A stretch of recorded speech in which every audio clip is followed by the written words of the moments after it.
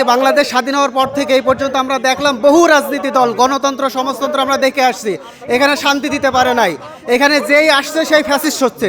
তো হিজবুত তৌহিদের ইমাম ডাক দিয়েছে লা ইলাহা ইল্লাল্লাহ, কারোর হুকুম মানি না, মানবো না, একমাত্র তাওহীদের ভিত্তিতে রাষ্ট্র চলবে, সমাজ চলবে, পরিবার, রাষ্ট্র, সমাজ, সারা বিশ্ব চলবে।